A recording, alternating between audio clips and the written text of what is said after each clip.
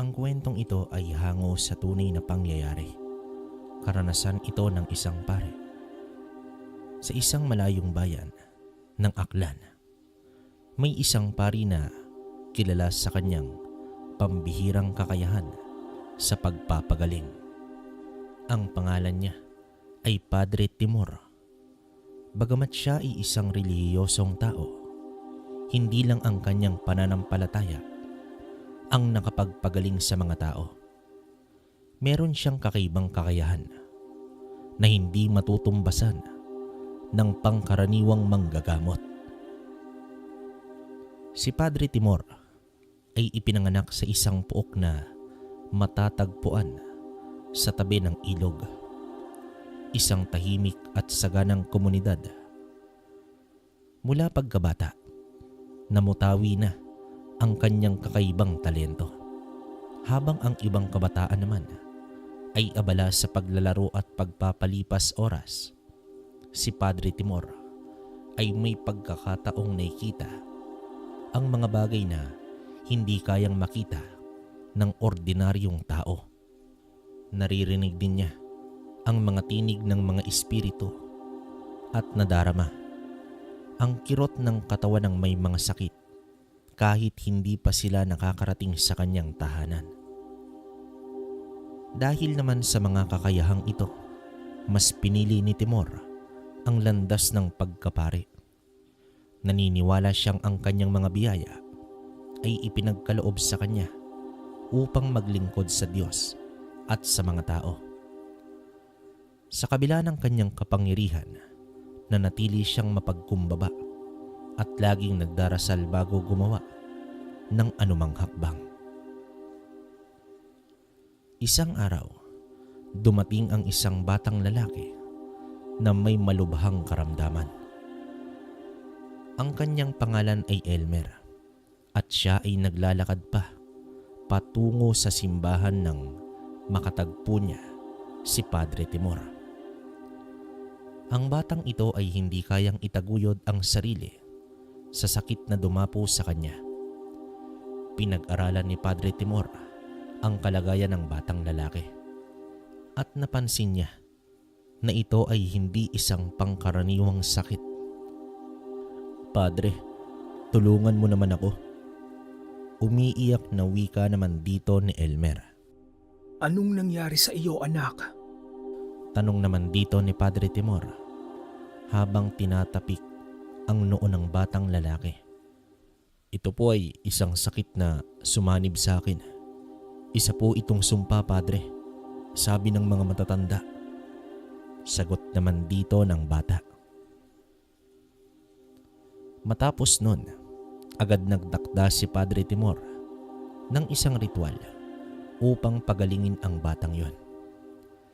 Ngunit sa kanyang pagdulog, napansin niyang may kakaibang enerhiya na pumapalibot kay Elmer. Parang may isang madilim na nilalang na nagtatangkang pigilan ang kanyang mga gawain. Habang nakatayo si Padre Timor sa harap ng batang si Elmer, napansin niyang may kakaibang presensya na nagsimulang magbigay ng malamig na hangin sa paligid. Ang mga alingawngaw ng hangin ay tila nagdadala ng mga hindi malinaw na boses. Parang mga tinig ng mga kaluluwa na nais magpahayag ng kanilang mga saloobin. Tinutok niya ang kanyang pandinig at sa kanyang pagkakaalam, isang nilalang mula sa dilim ang naroroon. Nagmamasid sa kanilang bawat galaw. "Anak, ang sakit na iyong dinadala ay hindi isang karaniwang karamdaman. Hindi ito mula sa kalikasan, kundi mula sa isang makapangyarihang nilalang, isang mangkukulam." Sabi dito ni Padre habang hawak ang kamay ng batang si Elmer. Habang iniisa-isa ni Padre Timor ang kanyang mga saloobin, hindi naman maiwasang magduda itong si Elmer. Pero nang makita niyang nagpakita ang isang anino sa kanyang likuran, napansin niyang ang itsura ng nilalang ay may hugis ng isang matandang lalaki na may nanlilisik na mata at nakasuot ito ng itim na damit. Ang anino ay tila sumunod kay Elmer at hindi maipaliwanag na takot ang sumakop sa kanyang katawan. "Padre, sino pong nilalang na yun?" Tanong dito ni Elmer habang ang boses nito ay nanghihina at nanginginig na. Si Padre Timor ay nagsimulang magdasal ng taimtim. Ang mga salitang lumalabas mula sa kanyang bibig ay mga sinaunang panalangin ng pagpapalayas sa mga demonyo at masasamang espiritu. Subalit, ang mangkukulam na nagdulot ng sumpa kay Elmer ay hindi basta-basta sumuko. Nagpatuloy itong magasik ng takot. Pinipigilan ang mga dasal ni Padre Timor mula sa pagkakaroon ng epekto. Ang mga mata ni Padre Timor ay nagniningning ng kakaibang liwanag at ang kanyang katawan ay napuno ng enerhiyang matindi. Tinutok niya ang kanyang mga kamay sa paligid ng batang si Elmer at nagsimulang magbigay ng isang ritual na matagal nang tinuturo sa kanya ng kanilang relihiyon. Habang gumagalaw ang mga kamay ni Padre Timor, ang mga katawan ng tao sa paligid ay parang nahulog sa isang uri ng pagkaalipin na sinasabayan ng mga hindi maipaliwanag na tunog mula naman sa ilalim ng lupa. Ngunit ang mangkukulam ay hindi ito huminto. Isang matandang tinig ang sumigaw mula naman sa dilim. Huwag kang magtangkang humadlang, Padre Timor. Wala kang laban sa akin. Matagal ko nang iniiwasan ang mga tulad mong manggagamot. Hindi mo kayang patumbahin ang aking kapangyarihan. At dito na nagsimula ang laban. Isang laban na hindi lamang para sa kalusugan ni Elmer, kundi pati na rin para sa kaligtasan ng buong bayan. Si Padre Timor ay nagsimula ng isang taimtim na dasal. Ang mga salitang kanyang binibigkas ay mga sinaunang wika ng mga pare at manggagamot mula pa sa kanilang mga ninuno. Ang katawan ni Padre Timor ay napuno ng liwanag na parang araw na dumapo sa dilim. Sa bawat salitang kanyang binibigkas, ang mangkukulam ay nagiging mas malakas na kalaban. Naramdaman ni Padre Timor ang patuloy na presensya ng mangkukulam. Ang malupit na enerhiya nito na nagpapasakit sa kanyang katawan. Kung nais mo akong talunin, mangkukulam, kailangan mong patahimikin ang iyong galit. Ngunit hindi ko hayaang magpatuloy ang iyong mga kasamaan. Sigaw pa dito ng pare. Nagpatuloy ang alon ng enerhiya mula kay Padre Timor. Hindi nagtagal, nagbigay ng mga pagsabog ng liwanag ang simbahan at si Padre Timor ay tila napuno ng di mabilang na lakas. Ngunit ang mangkukulam na may malupit na mata at matalim na mga kuko ay sumugod kay Padre Timor. Gumugol ng oras na pinapalakas ang sarili mula sa malupit na puwersang pinagmumulan ng kasamaan. Ang laban ay isang paligsahan ng lakas at pananampalataya. At si Padre Timor ay nagsimula ng ritual upang patalsikin ang mangkukulam mula sa katawan ni Elmer at itakwil ang anino ng masamang espiritu na sumanib sa kanya. Hanggang sa naramdaman ni Padre Timor na ang mangkukulam ay unti-unting nawawala sa kanyang harapan. Nagsimulang magdilim ang buong simbahan at isang malamig na hangin ang dumaan sa buong paligid. Ang mga alingawngaw ng malamlam na tinig ng mangkukulam ay naging mahina at nawala ito sa ere. Ngunit bago tuluyang maglaho ang nilalang na yon, naramdaman ni Padre Timor ang isang malupit na presensya mula sa ilalim ng lupa. isang bagong panganib na nagmumula sa isang mas madilim na puwersa, isang tinig na pagbulong na lumabas mula sa dilim, na para bang isang hayop na nagmamasid sa kanilang mga galaw. Huwag ka munang magdiwang, Padre Timor. May isa pang uri ng kapangyarihan na magpapabagsak sa iyo. Isang lason na mas matindi pa sa sakit na dulot ng sumpa. Bago naman makapagsalita si Padre Timor, isang mabagsik na amoy ang dumaan sa hangin. Ang mga mata ni Elmer ay naging malabo at nanginginig sa takot. Sa kanyang pakiramdam, may isang bagay na mas masama pa sa mangkukulam na sumasanib sa kanya. Padre, parang may nararamdaman akong kakaibang sakit. Wika naman dito ni Elmer. Anong nararamdaman mo, Elmer? Tanong naman dito ng pare habang pinapalakas ang kanyang konsentrasyon. Parang may nasusunog sa aking lalamunan at parang ang buong katawan ko ay pinapaso ng isang napakabigat na bagay. Sagot ni Elmer habang humihingal ito. Ang kanyang mga labi ay nagiging asul at ang balat niya ay nagiging malamig, tanda ng isang mabagsik na lason na kumakalat sa kanyang mga ugat. Ang lason. Ito'y hindi karaniwang lason. Ito'y isang uri ng lason na ipinapadala ng isang manlalason. Isang nilalang na mas matalino at mas mapanlinlang kaysa sa mangkukulam na inalis natin sa katawan mo. May kakaibang kapangyarihan ng lason na ito. Hindi ito basta-basta matatanggal ng dasal o ritual. Nag-aalalang wika naman dito ng pare. Ang mga mata ni Padre Timor ay nagniningning ng galit. Ang kanyang mga kamay ay nagsimula ng isang bagong ritual. Ngunit alam niyang hindi sapat ang kanyang mga kasanayan upang malabanan ang laso na ito. Tinutok niya ang kanyang pansin sa paligid. Elmer, ang lason na ito ay mula sa isang malupit na tao. Isang manlalason na nagtatago sa dilim. Ang nilalang na ito ay gumagamit ng mga mapanlinlang na kemikal na may kakayahang pumatay ng hindi agad napapansin. Sa bawat patak ng lason, ang iyong katawan ay unti-unting maglalaho.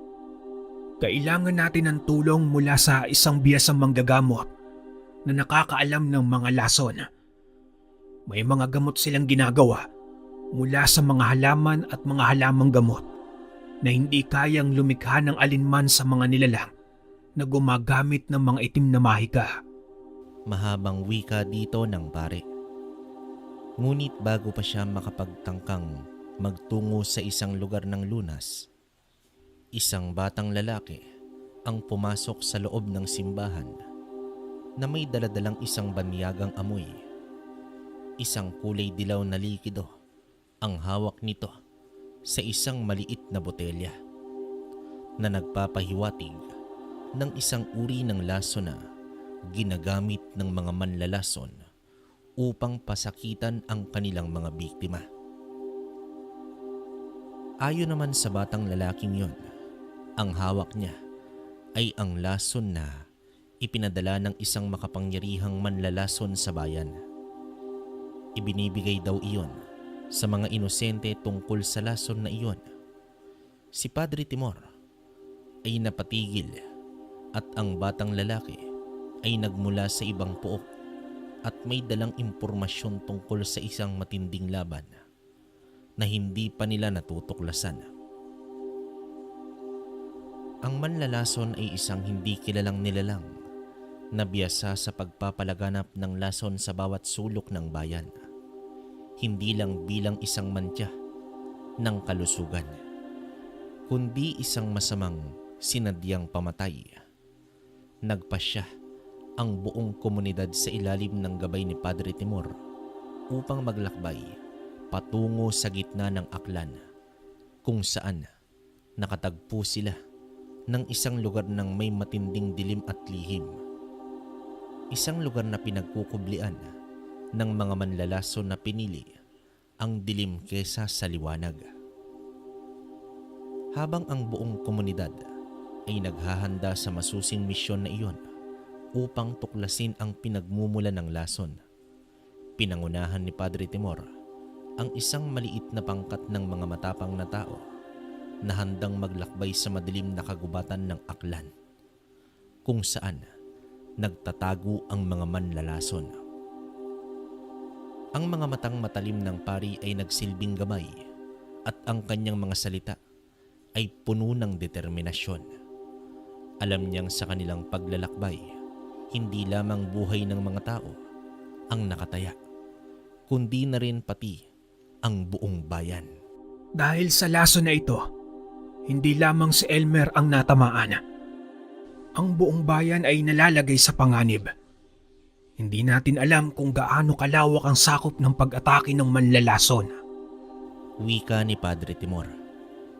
Ang hangin ay malamig at ang mga puno ay tila nagsisilbing mga gwardya sa pagpasok ng sinuman. Bawat tunog ng kanilang mga hakbang ay umaabot sa ilalim ng mga sanga, nagiging mabagsik at matalim na parang babala ng isang anino.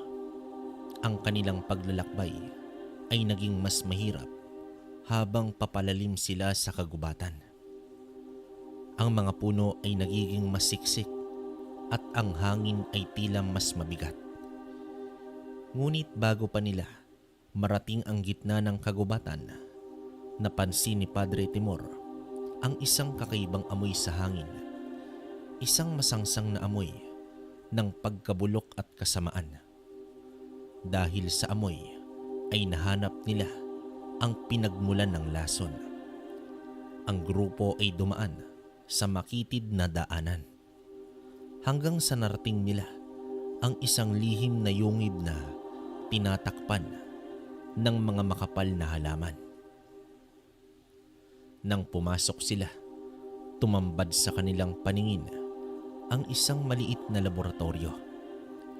Isang silid na puno ng mga amoy ng nakakalason na kemikal. Sa loob ng silid na iyon, may mga bote ng likido at mga halamang nakasabit sa mga dingding na tila ginagamit ng isang eksperto sa panlalason. Ngunit hindi pa sila nakapasok ng buo nang may tumayo sa harap nila. Isang matandang lalaki na nakasuot ng itim na balabal. Tinanong ni Padre Timor ang lalaking yun kung siya ba ang manlalason. Tumugon naman ito sa kanya at inamin ang pagkakakilanlan. Ayon pa sa manlalason na iyon, ang kanyang mga ginawang lason ay hindi lang produkto ng sining na kanyang ginawa, kundi sumasalamin din ito sa kasamaan sa puso ng mga tao. Subalit ipinagmamayabang pa ng manlalason na hindi kayang kontrahin ng pare ang kanyang mga ginawa. Nagpatuloy ang matandang lalaki sa pagpapaliwanag tungkol sa kanyang gawaing madilim. Sinabi nito na siya ay isang manlalason na ipinanganak sa isang puok na puno ng pagnanasa at paghihigante. Ang bawat lason na kanyang nilikha ay nagmula sa matinding sakit at pagpapahirap na kanyang naranasan mula sa mga hindi makatarungang desisyon ng mga tao sa paligid. Gamit ang mga makapangyarihang halamang, may lason at mga kemikal mula sa kanyang mga eksperimento, pinilit niyang takutin at kontrolin ang mga tao sa Aklan. Ang mga kamay ni Padre Timor ay kumislap ng liwanag at nagsimula itong magdasal. Habang siya'y nagdarasal, napansin ng matandang lalaki na may kakaibang liwanag na umiilaw mula sa simbahan at paligid ni Padre Timor. Ang kanyang mga mata ay nagiging malamlam at tila ang kaharian ng dilim ay nag-uurong sa kanyang presensya. Ngunit hindi nagpatinag ang matandang lalaki. Bagkus, sinabi nito na Katapat daw ng kanyang pananampalataya ay ang taglay din ng kanyang lason. Ang iyong lason ay may lakas. Ngunit ang lakas ng pananampalataya ay mas matindi. Kaya't hindi ko hahayaang magtagumpay ang iyong kasamaan. Wika dito ni Padre Timor, sabay dasal ng mas malalim na wika ng kaligtasan. Habang patuloy na nagsasagawa ng ritual, ang matandang manlalason, nagsimulang magsanib ang mga enerhiya ng liwanag at dilim. Sa isang iglap, nagkaroon ng malakas na pagsabog ng enerhiya na nagpatibag sa iilang bahagi ng kuweba at isang malalim na katahimikan ang bumalot sa paligid. Ang mga lason na inilatag ng matanda ay nagsimulang mawala ng bisa at ang kanyang mga kamay ay tila ng hinana. Habang ang mga enerhiya ng liwanag at dilim ay nagsanib at nagpatuloy sa pakikisalpukan, ang bawat segundong lumilipas ay parang isang matinding laban na tumitindi sa bawat salpok ng lakas. Si Padre Timor, ang kanyang mga kamay ay patuloy na umaabot sa langit at ang kanyang mga salita ay tumatagos sa kadiliman at sa pusod ng lugar ng kasamaan. Sa bawat dasal, ang mga lason na nakapaligid sa kanila ay nagsimulang maglaho. Ang mga bote ng kemikal na ginamit ng manlalason ay nabasag at ang mga halamang gamot na nakatago sa mga istante ay tuluyang nawala ng bisa. Ang iyong sining ay malupit, ngunit hindi ito kayang talunin ang aking pananampalataya. Hindi ka magtatagumpay. Ang kabutihan ay mananaig. Wika ni Padre Timor sa matandang manlalason habang ang kanyang tinig ay puno ng tapang at liwanag. Ang matandang manlalason ay nakakatayo pa rin. Ang katawan ay tila naging malambot at mahina, habang ang kanyang mga kamay ay naghihirap sa paghawak ng natitirang kapangyarihan. Ang mga mata ng matanda ay naglalaman ng isang malalim na pagluha, isang pagsisisi na hindi kayang itago. Ngunit hindi siya makapagsalita ng matagal dahil ang mga sinag ng liwanag mula kay Padre Timor ay patuloy na pumapalibot sa kanya. Pinipigilan ang kanyang mga galaw at hinihila ang kasamaan sa kanyang katawan. Habang ang huling sigaw ng dilim ay sumabog sa hangin, unti-unting naglaho ang kapangyarihan ng manlalason. Sa kabila ng lahat ng sakit at paghihiganti, kailangan mong makita ang daan ng pagpapatawad, hindi ang daan ng kasamaan. Ito ang tanging paraan upang ang mga kasalanan mo ay mapatawad at ang iyong kaluluwa ay muling maging buo. Wika ni Padre Timor na puno ng malasakit sa manlalason. Ang matandang manlalason ay napaupo na lamang sa lupa. Ang kanyang mga kamay ay hindi na kayang magsagawa ng anumang ritual o kaguluhan.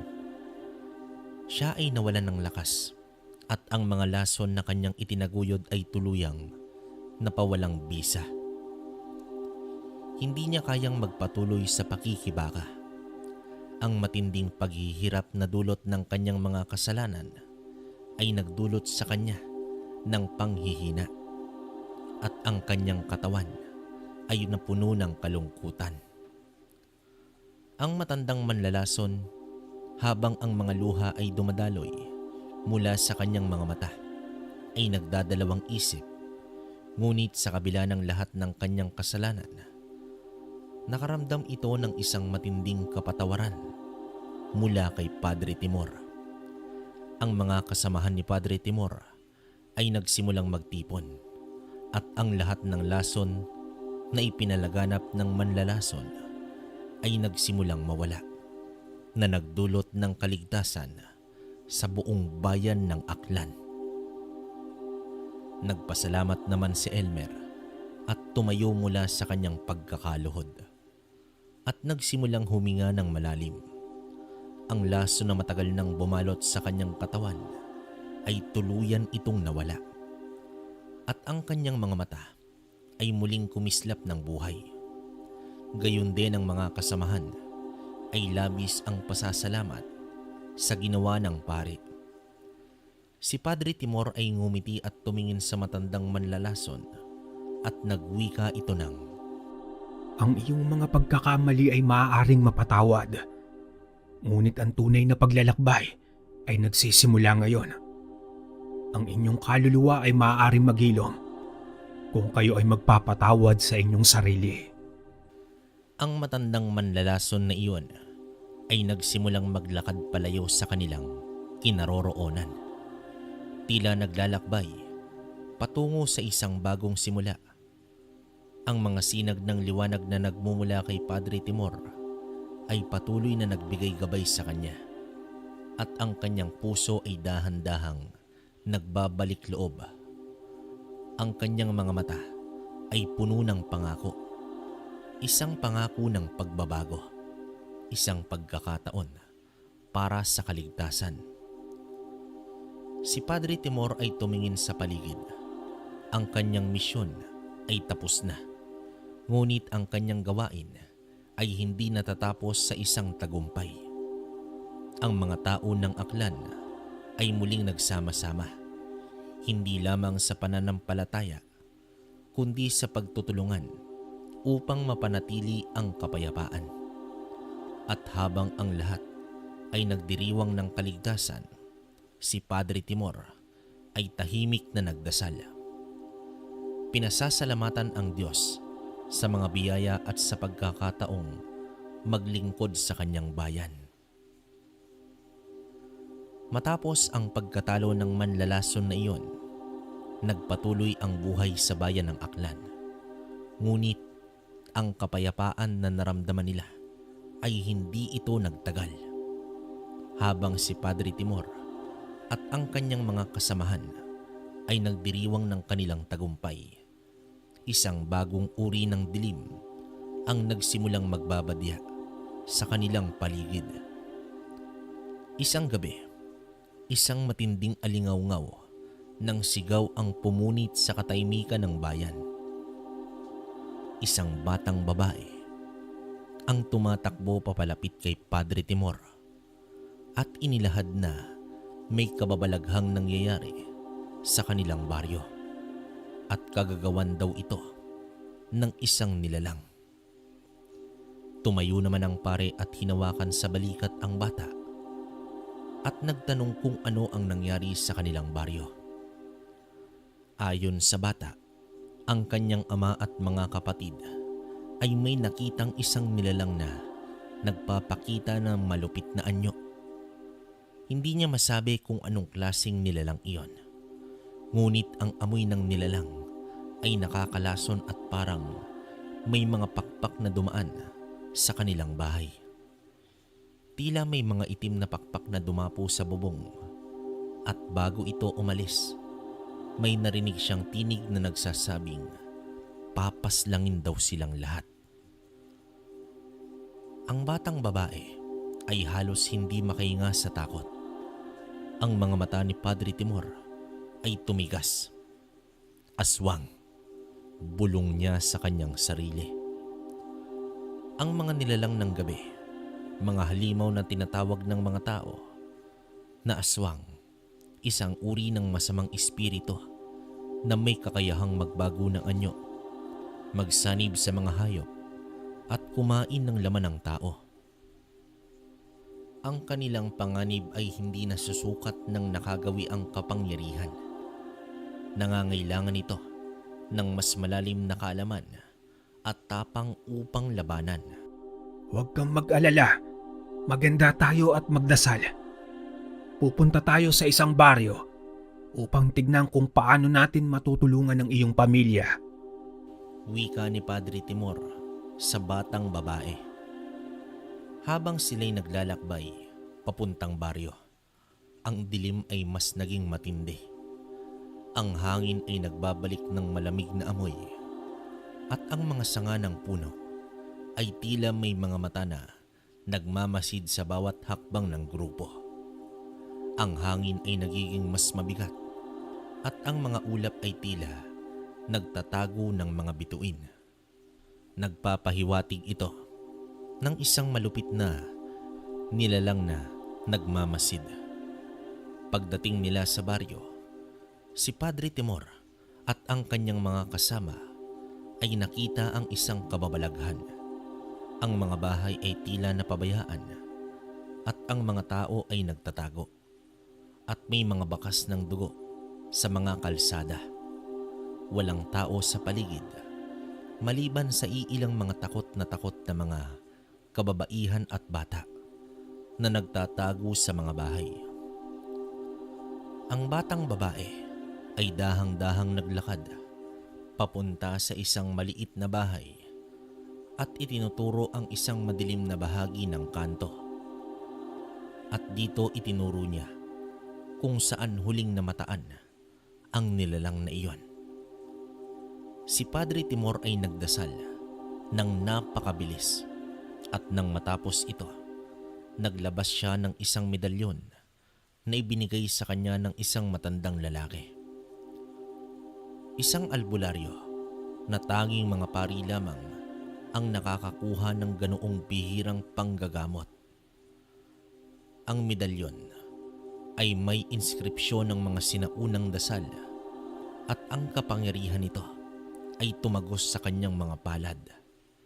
Habang inilalapit ni Padre Timor ang medalyon sa madilim na kanto ng baryo, ang paligid ay nagsimulang mag-iba. Ang mga hayop na matatagpuan sa dilim ay tahimik na nawalan ng galaw. Tapos isang matinding tunog na parang pagaspas ng malalaking pakpak ang dumating. Mabilis na lumipad ang isang anino sa taas ng kanilang mga ulo. Ang dilim na tila walang hangganan ay nahawi ng isang anino na may mga pakpak na itim na parang mga ibon na hindi natutukoy ang uri. Ang aswang, bulong ni Padre Timor habang ang mga mata ng grupo ay nakatuon sa nilalang sa itaas ng kanilang mga ulo. Tila ito ay hindi karaniwang aswang. Hindi siya magiging hayop o tao. Isang kakaibang kapangyarihan. Isang nilalang na ang katawan at kaluluwa ay nagtataglay ng mga elementong hindi kayang kontrolin. Ang nilalang na ito ay bumaba mula sa langit at nagpakita ng tunay niyang anyo. Isang mataas at itim na nilalang. May mga pangil at mga mata na parang mga apoy. Ang pakpak niya ay parang itim na ulap at ang katawan ay puno ng kaliskis at itim na mga ugat. Hanggang sa nagsalita ang nilalang at hinahamon pa ang pananampalataya ni Padre Timor. Ngunit hindi natakot si Padre Timor. Ang kanyang mga mata ay tumindi at ang kanyang mga kamay ay tumanggap ng liwanag mula naman sa medalyon. Hindi ako lumalaban para sa sarili kong kaligtasan. Lumalaban ako para sa kaligtasan ng mga tao, para sa liwanag ng aklan. Wika dito ng pare. Mabilis niyang isinagawa ang isang sinaunang ritual at ang medalyon ay kumidlat ng liwanag na tumama sa aswang na iyon. Sa isang iglap, ang katawan ng aswang ay nagbagong anyo. Unti-unting nawawala ang kanyang mga pakpak at nagsimulang maglaho ang itim na ulap sa paligid. Ngunit bago pa siya tuluyang maglaho, isang huling sigaw ng galit na aswang ang narinig. Hindi ito ang katapusan. Ang aswang ay nagwika bago tuluyang nawala ito sa hangin, na parang ang dilim ay muling bumalik sa mga labi ng gabi.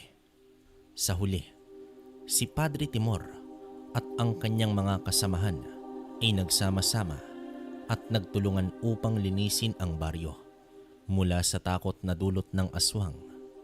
Bawat bahay ay muling pinuno ng liwanag at katahimikan.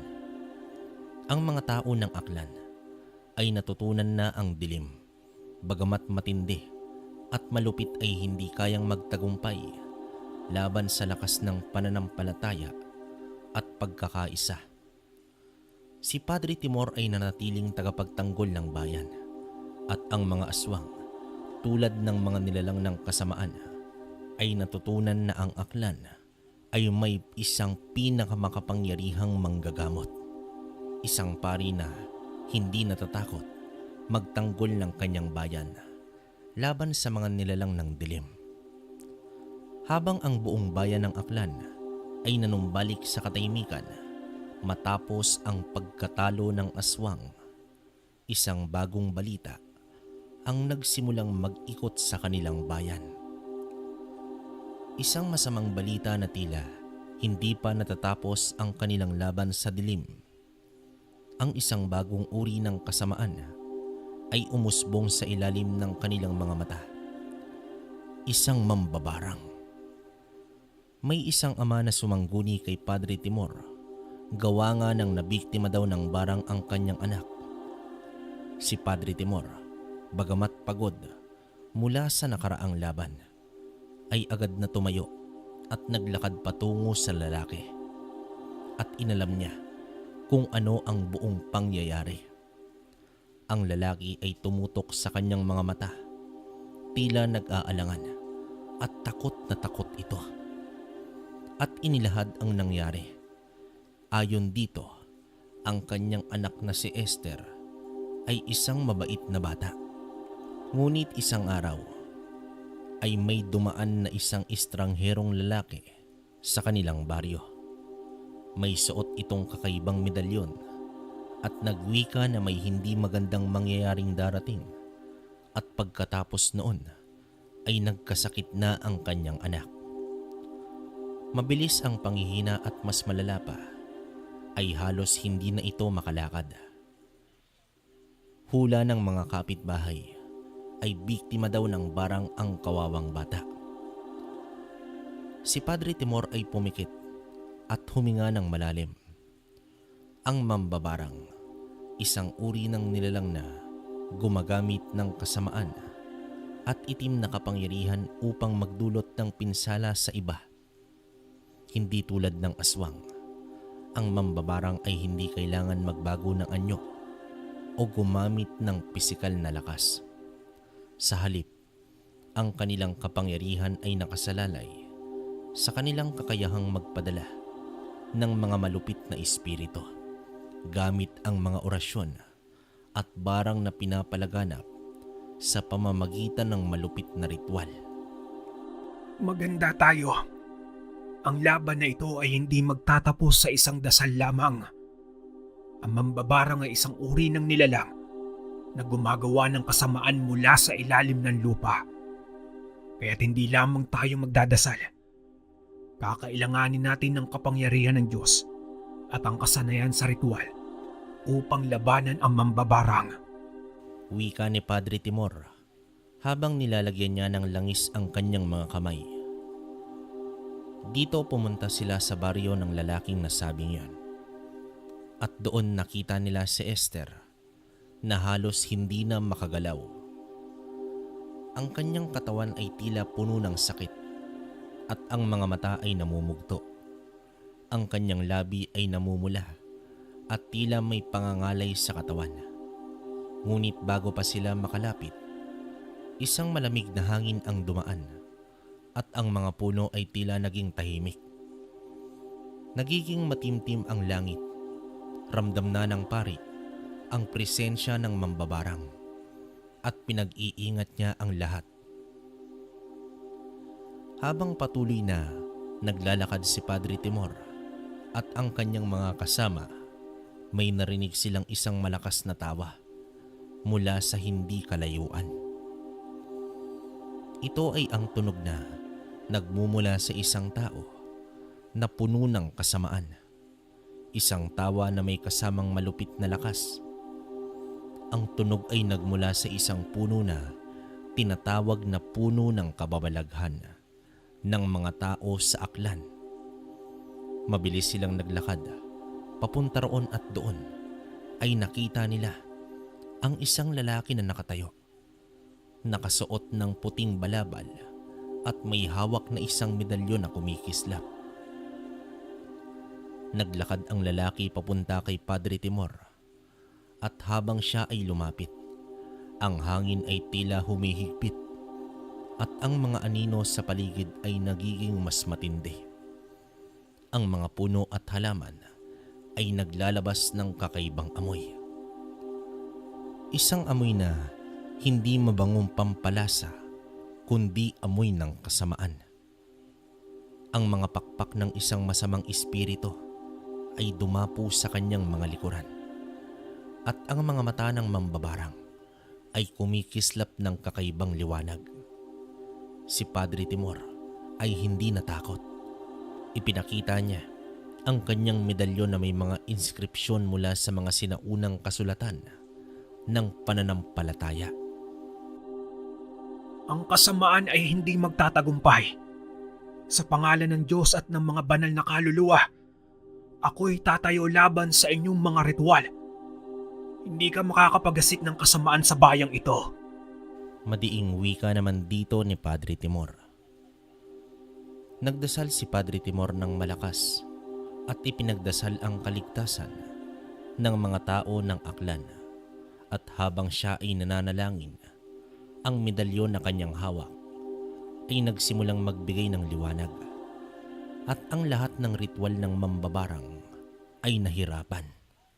Ang hangin ay tumigil at ang anino ng mambabarang ay nagsimulang maglaho. Hindi na nito kayang kontrolin ang kanyang mga ritual at napaatras na lamang. Subalit, nag-iwan ito ng mga katagang hindi pa daw tapos ang laban. Natalo man siya, ngunit muli siyang magbabalik at maghahasik ng matinding salot sa bayan. Ngunit ang liwanag ng pananampalataya ni Padre Timor ay nagpatuloy sa pag-alis ng kasamaan sa kanilang bayan. Si Esther ay unti-unting gumaling at ang mga tao ng Aklan ay muling nagsama-sama upang ipagdiwang ang kanilang tagumpay laban sa isa na namang nilalang ng dilim. Ang mambabarang ay natalo, ngunit ang kwento ni Padre Timor ay hindi natatapos doon. Ang kanyang misyon ay patuloy na maglilingkod upang protektahan ang bayan mula sa lahat ng uri ng kasamaan. Ang mga tao ng Aklan ay natutunan na hindi lang ang pananampalataya ang magdadala ng kaligtasan, kundi ang pagkakaisa at tapang na humarap sa mga nilalang ng dilim. Si Padre Timor ay muling nagdasal sa harap ng altar. Nagpapasalamat sa mga biyayang natamo at naniniwala na walang kasamaan ang hindi kayang matalo ng kabutihan.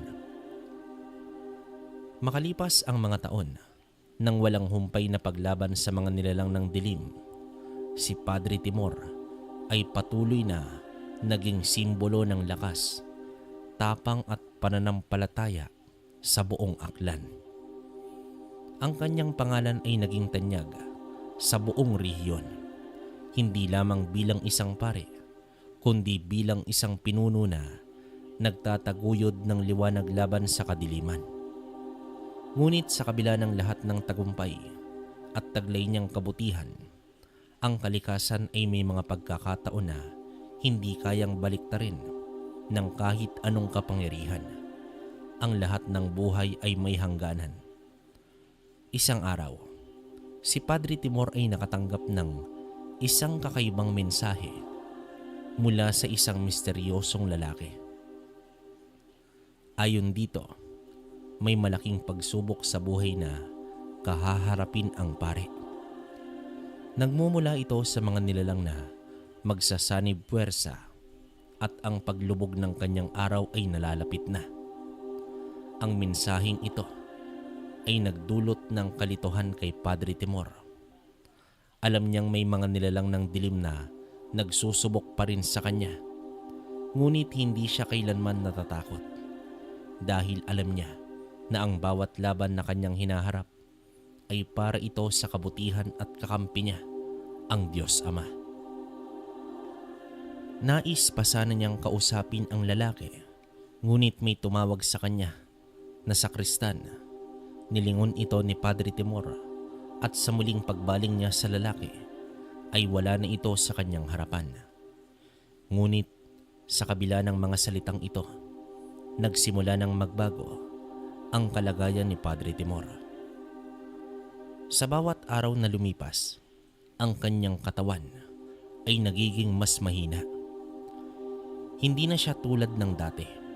Ang mga galak at lakas na dati niyang taglay ay nagiging kakaunti na lamang. Ang mga simpleng bagay na dati niyang ginagawa, sa bawat hakbang ay tila nagiging mahirap na. Ang kanyang mga daliri ay nagsimulang sumakit at ang kanyang mga mata ay malabong makakita. Hindi na siya makagalaw ng mabilis at ang mga tao sa aklan ay nagsimulang mag-alala. Isang araw, habang siya ay nagdadasal sa harap ng altar, ang isang kakaibang pakiramdam ng pagkabagod ang dumapo sa kanya. Ang liwanag mula sa mga kandila sa simbahan ay nagmumukhang malabo at ang hangin ay nagsimulang magbago ng anyo. Ang kanyang mga mata ay sumara at ang katawan ay tumagilid. Tila naghihirap ito. Sinubukan siyang abutin ng kanyang mga kasamahan, ngunit si Padre Timor ay hindi na halos nakapagsalita. Ang kanyang katawan ay tila nagiging malamig. Labis na nag-aalala ang mga kasamahan sa simbahan. Si Padre Timor ay nagbukas ng kanyang mga mata ng bahagya. Huwag kayong mag-alala. Ang laban ko ay natapos na. Ang Diyos ay nagbigay sa akin ng lakas at ang aking misyon ay natapos na. Pero hindi ito ang aking katapusan, kundi simula ng isang bagong kabanata. Wika ng pare sa napakahinang tinig. Ang mga kasamahan ni Padre Timor ay nagsimulang magdasal. Umaasa na makakabalik pa ito. Ngunit ang katawan ni Padre Timor ay nagsimulang manghina. Ang kanyang huling mga salitang bumangon mula sa kanyang bibig ay naglalaman ng pasasalamat at pagpapala sa mga tao ng aklan. Sa mga taong ito, magpatuloy kayo sa pananampalataya. Ang liwanag ay patuloy na maghahari at hindi na kayo mawawala sa landas. Mga huling salita ni Padre Timor, ngunit may kagalakan.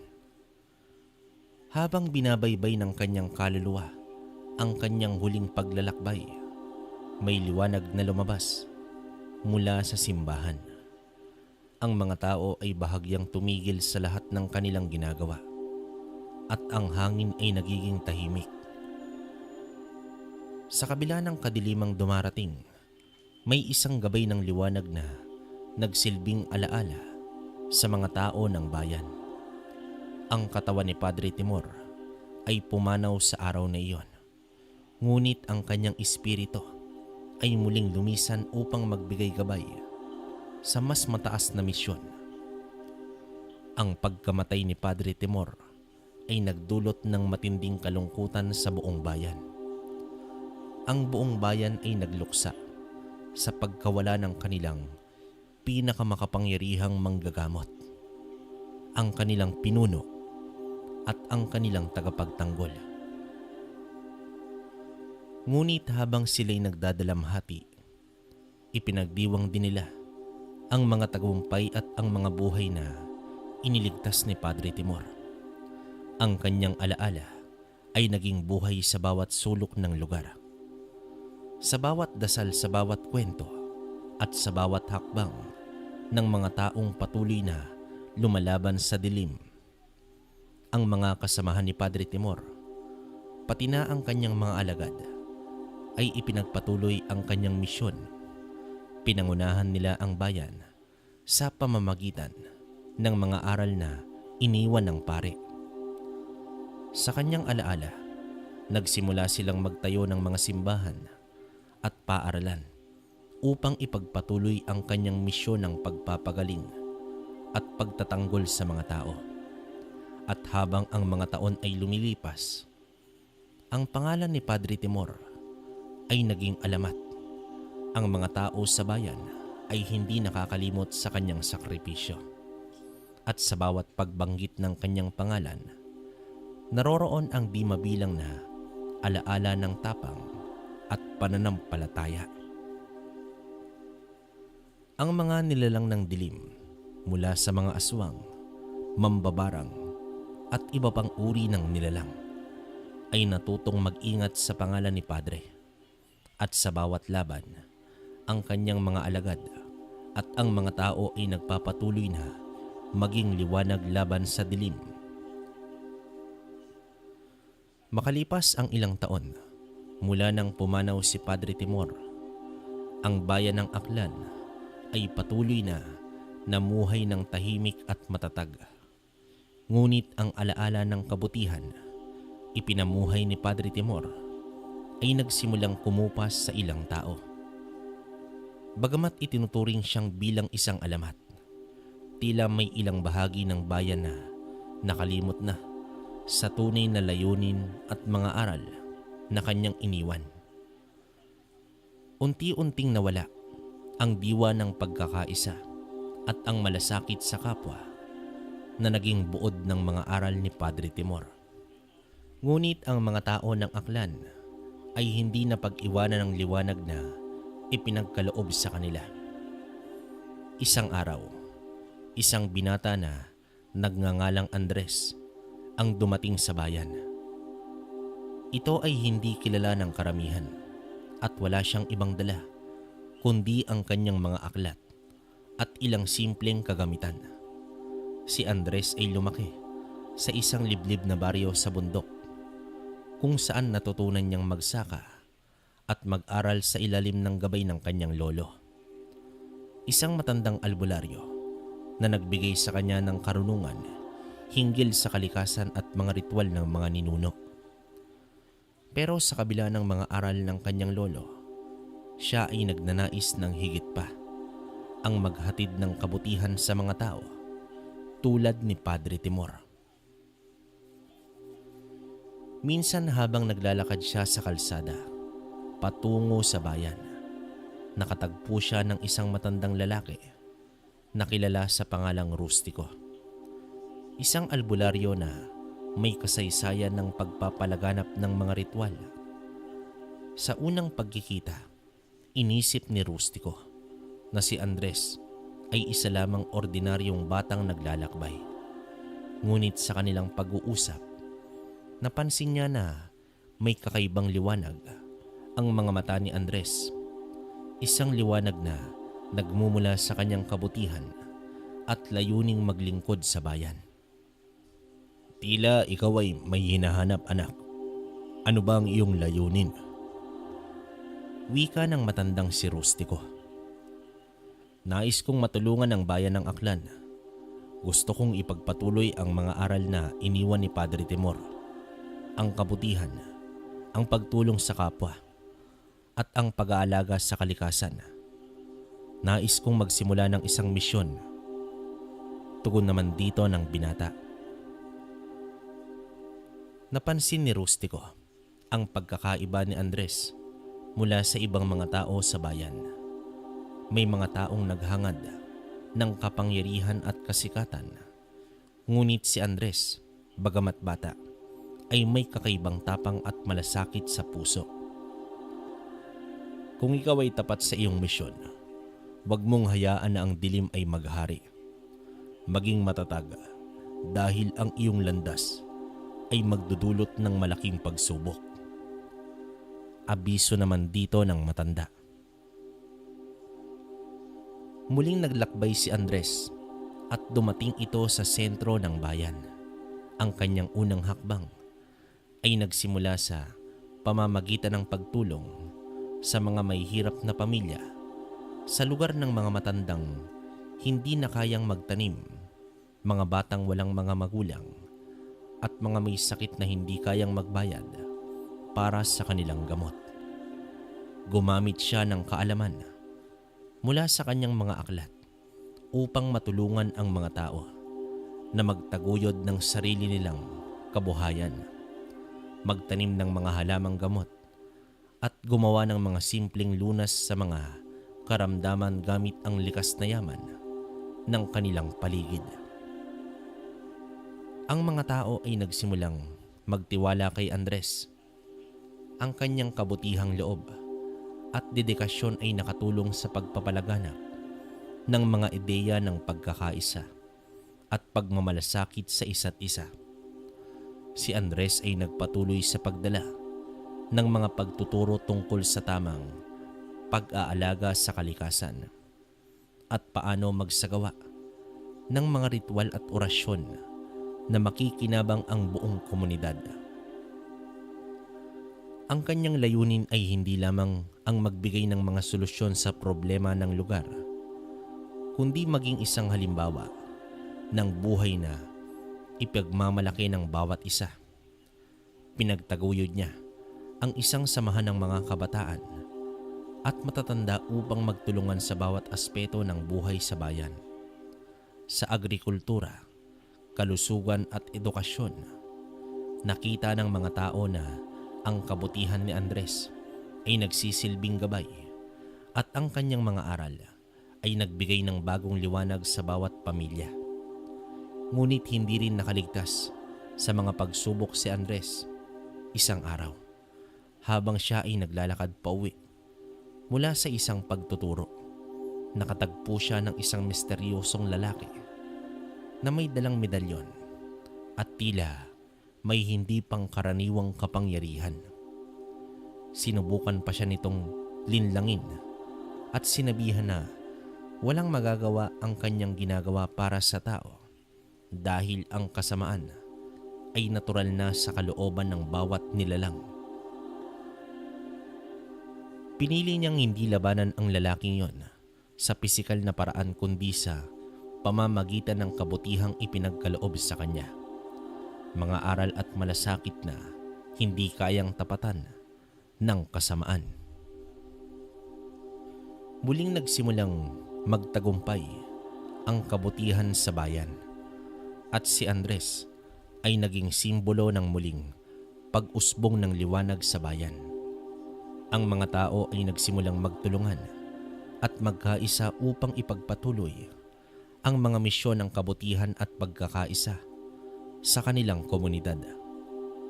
Si Andres ay hindi lamang naging isang manggagamot, kundi isang guro at isang pinuno na nagtaguyod ng isang mas maliwanag at mas makatarungang lugar.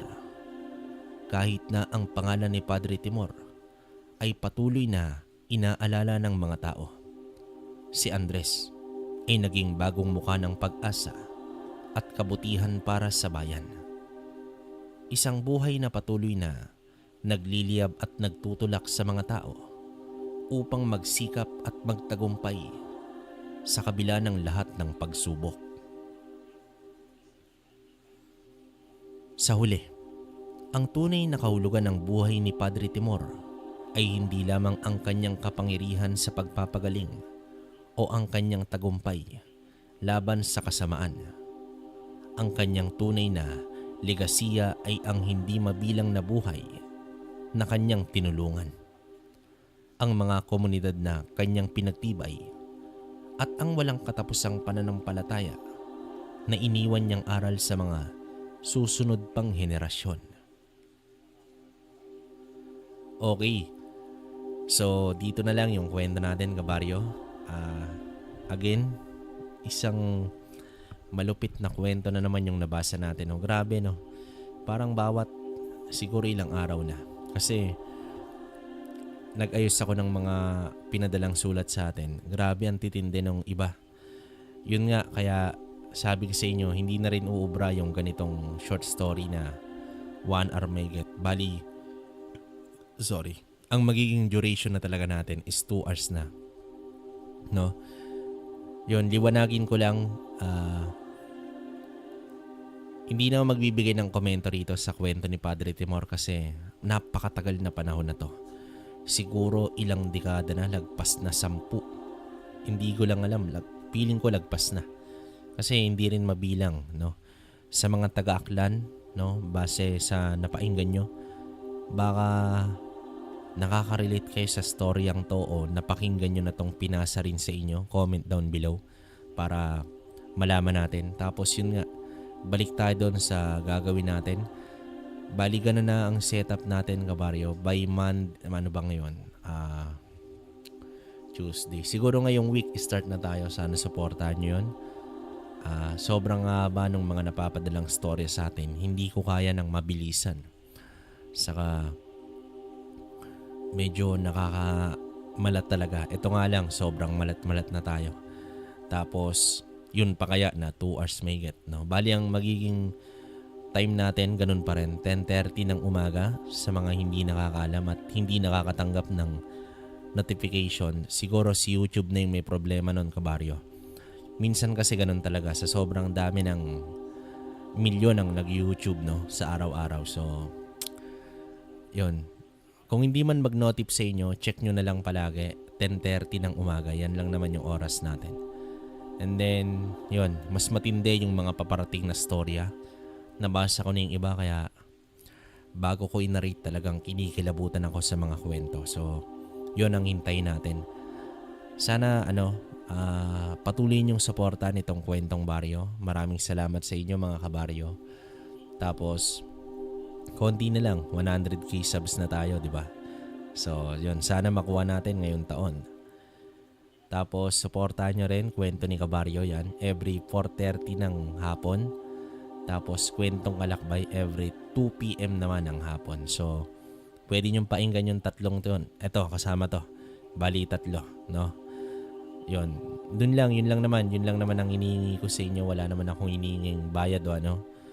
Suporta lang. Sobrang solid na nun. Subscribe, like, and share yan. Kumbaga nalalaman namin na nagugustuhan nyo yung mga ginagawa namin. Kaya mas nagkakaroon kami ng gasolina para sa araw-araw na ganitong gawain. So, yun lang naman. Muli mga kabaryo, hanggang dito na lang muna. Hanggang sa susunod na kwento. Salamat.